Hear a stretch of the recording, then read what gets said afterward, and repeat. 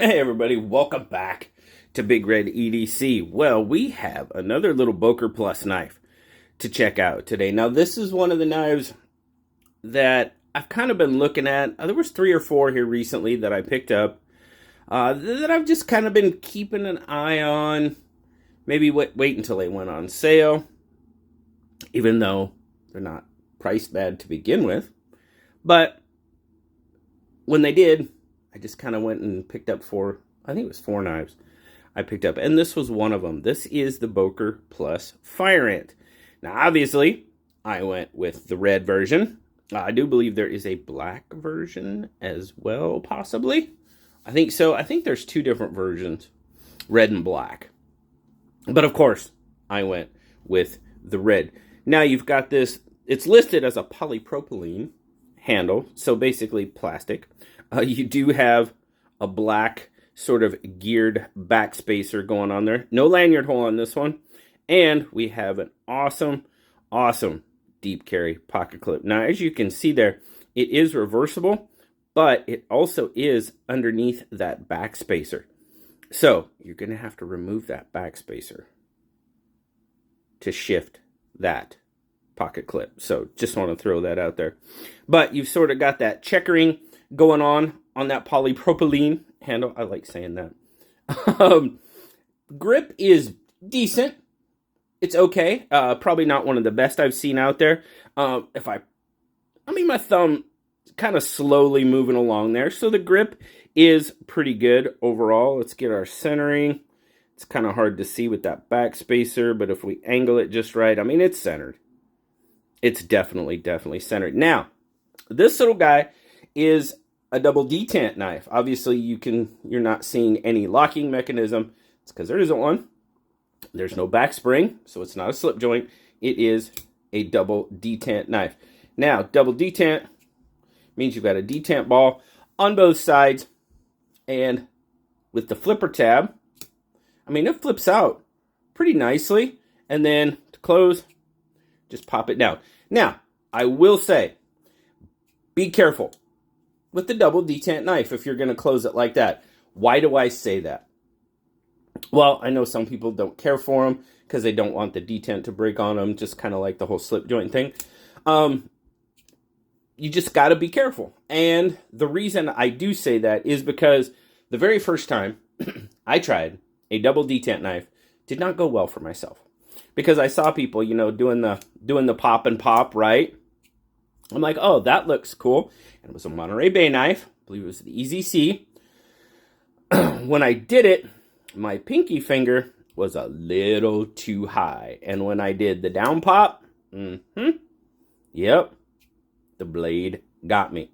That was at a blade show, as a matter of fact. I believe, was it in Portland? It might have been in Portland. I don't remember for sure. When Blade Show West was still in Portland. But it got me. And, yeah, it got me good.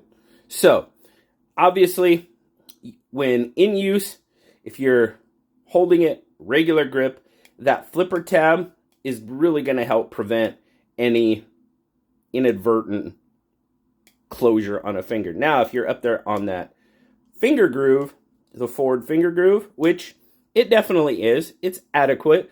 I am close to the heel of that blade. So if you're going to do it, again, be careful. But that definitely stops any inadvertent closure on your finger. Where I would be careful, what I am saying be careful is if you're going to fidget with it, doing the pop it open, pop it shut type of thing, watch your pinky finger. That's all I'm going to say. But, all right. Back to this. 4116 steel on it. There is your model number. There you go. The 1.4116. 4116. Stainless steel. Not a bad little knife overall. It's just for those of you that aren't crazy about the double detent. Yeah. Drop point blade. Satin finish. Flat ground. And that double detent. $42. That's what this thing is going for. Regular price. That's not bad at all. Not bad. So let's get our size, or our, well, we will do a size comparison, but we're going to do our spec check. I am going to give it, there we go, just over 6.5 inches. You're looking at about a 3 3/4 inch handle, and just over a 3 3/4 inch blade. Now your cutting edge is going to come in closer, about 2.5, and then your natural grip length just over 3 inches, about 3 1/8. Now if you stretch that out using that forward finger choil, you're going to get a lot closer to a 4-inch grip. Definitely a nice little 5th pocket knife, and definitely check out the cut test that I will put it down in the comments. That's what I've been doing, pinning the cut test down in the comments. Just see how this little guy did against 1/2 inch natural fiber rope. Check it out. But overall, nice little knife. I dig it, and I'm really glad again that I picked it up. So let's see. Oh, I didn't give you a weight on it. Hang on. We'll get it. We'll do our size comparisons. Obviously, it's small. Bug out is much larger. Oh, where is it at? There it is. Which means the PM2 is definitely going to be larger. But we'll do a weight. It's a very light little knife.